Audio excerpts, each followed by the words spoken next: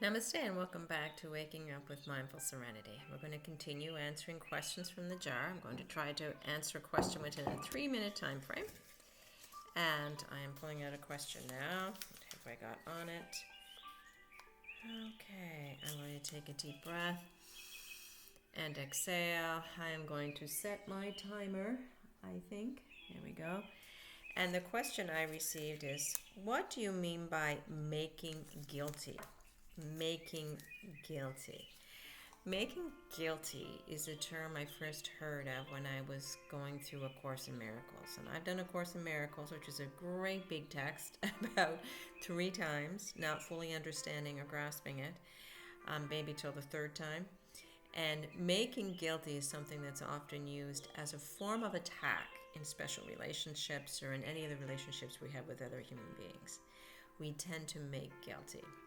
And making guilty is the use of this very unproductive human emotion or energy called guilt by placing it on a person in order to attack them.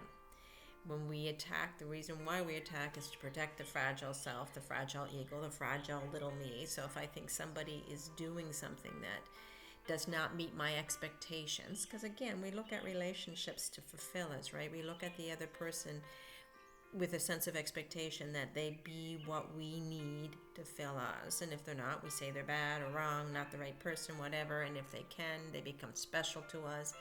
And we develop these great expectations for them and these conditions for the relationship that they continue to make me feel good inside. When they are not responsible for us feeling good inside, they're not responsible for us feeling bad inside. It's all the samskara we have here, whatever triggers it.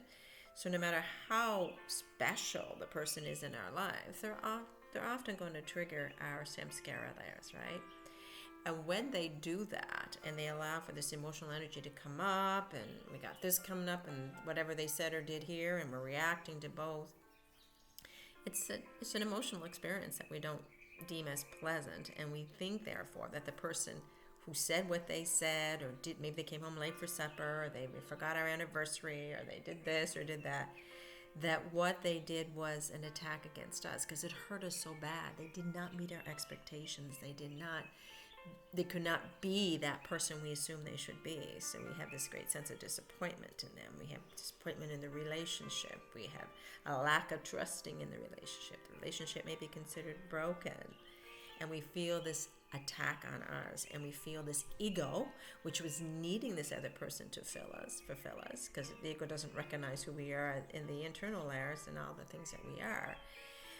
So we have this little ego needing the other person to fulfill us and not meeting our expectations. So we therefore, because our idea is to defend this little ego, to keep building it and defend it and protecting it.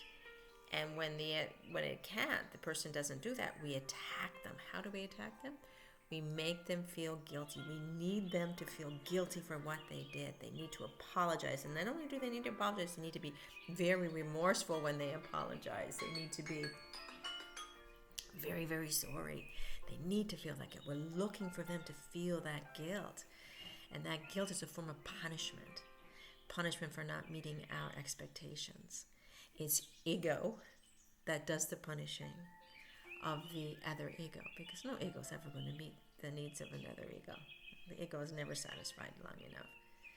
So that being said, that's what making guilty is. It's an attack used by ego to make others, to punish others when they don't meet our needs or keep up with our expectations.